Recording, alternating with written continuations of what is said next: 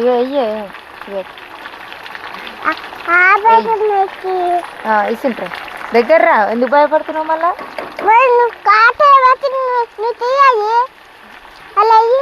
నువ్వే తీసుకో. దానికి ఎదిరిస్తుంది మా అమ్మ.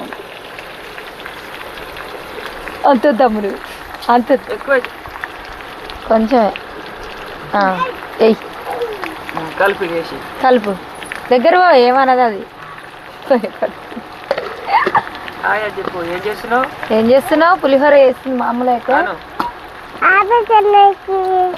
ఏం చేస్తున్నావు? లేదు కలుపుతుంది ఇక మాడిపోతుంది.